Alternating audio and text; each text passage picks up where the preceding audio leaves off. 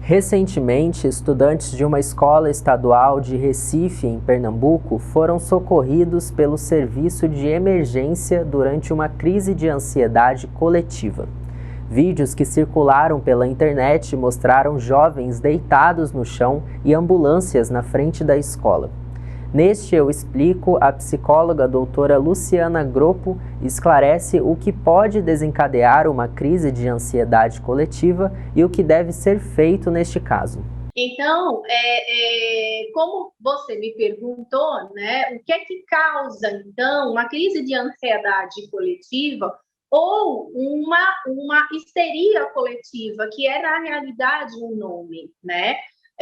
Exatamente várias pessoas que estão no mesmo ambiente e elas começam, então, a observar a reação, por exemplo, emocional, né, de outras pessoas. Então, a gente pode pensar numa situação, por exemplo, né, de um desastre natural ou de um atentado, e aí uma pessoa, ou, né, de alguém ter imaginado que um atentado pode estar acontecendo, e aí esta pessoa tem uma reação de desespero, de angústia e de grito, e os outros, ao verem isso, começam a entrar no mesmo processo de ativação emocional.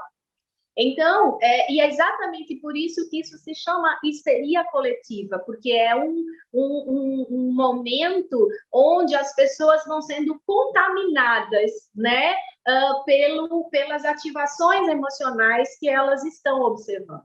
E aí, nessa escola em especial, já que a gente tem esse exemplo, né, tão atual, a observação, né, dos colegas acerca daquela aluna que estava passando mal foi, vamos dizer assim, o agente desencadeador.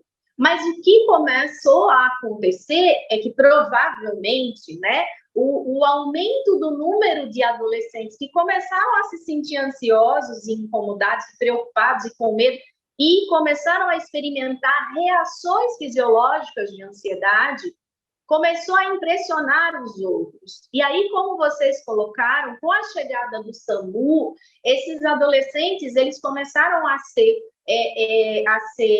serem atendidos pelo SAMU, mas não havia espaço físico. Então, eles foram sendo colocados ali, do lado de fora da escola, tinha um gramado, que era um ambiente seguro, eles foram sendo deitados ali, até para que eles pudessem meio que recobrar ali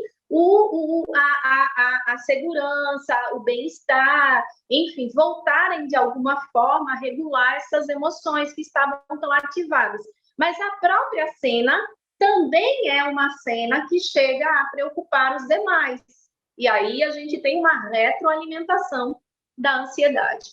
E aí, o que se pode fazer? Né? Porque qualquer um de nós todos estamos expostos a isso. Acho que um fator que vale a gente sinalizar é que este quadro de histeria coletiva, ele não é comum. A gente não vive escutando esse tipo de coisa.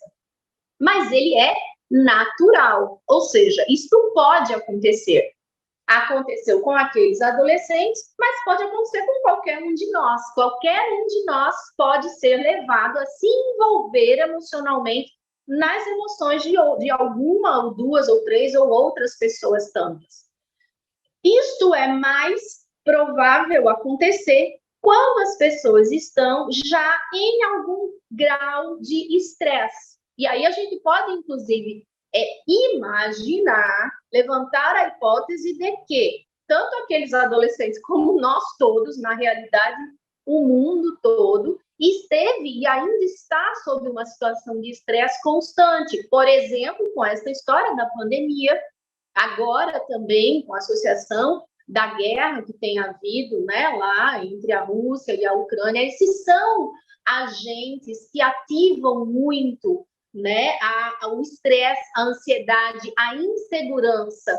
E esta situação que deixa a todos numa situação de estresse mais importante, pode ser, sim, um gatilho para desencadeamento desse tipo de reação. Bom, e o que fazer? Né? Então, primeiro a gente precisa cuidar da nossa autorregulação, né? É aquela coisa de, tá, eu estou sentindo, o que eu estou sentindo? O que me fez começar a sentir isso? Qual é a referência que eu tenho de que estas coisas que eu estou pensando realmente são verdadeiras e que justificam tudo isto que eu estou sentindo? Se isso, ou seja, se essa crise, se a possibilidade, ou seja, uma crise coletiva de ansiedade, uma crise coletiva de raiva, e aí a gente tem, por exemplo, os fenômenos das brigas de torcida, aquilo é uma histeria coletiva, aquilo é uma crise de raiva coletiva, né? Então, o que é que a gente pode fazer? Bom, se a gente sabe que as situações de estresse, de insegurança, elas de alguma forma potencializam, primeiro a gente precisa sempre cuidar de estar melhor regulado emocionalmente, não é? Uma outra coisa é aquela palavrinha, aquele movimento que às vezes a gente até cuida ou faz, né? Costuma fazer com a mão. Calma. Vamos primeiro entender o que é que está acontecendo. E esse movimento que eu falei de autorregulação, sabe? De tentar entender a minha emoção.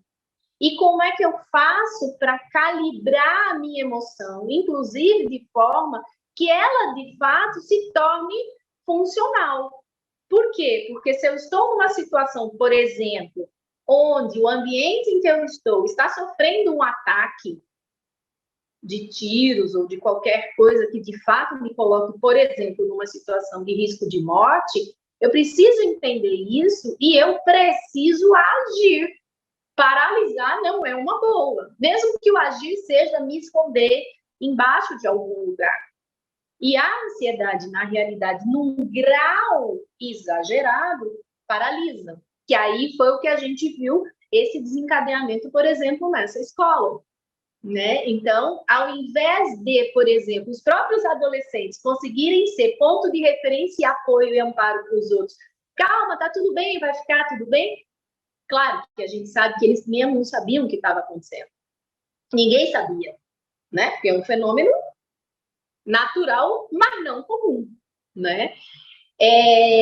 Então, ao invés de funcionarem como agentes de apoio e amparo de regulação, acabaram funcionando como agente de aumento desse processo. Então, essa tentativa de identificar o que eu estou sentindo, se isso que eu estou sentindo está regulado com o que é real, com o que realmente está de fato acontecendo e não apenas com a impressão que eu tive. Ah, mas eu tive a impressão. Não, ter impressão não é ter certeza.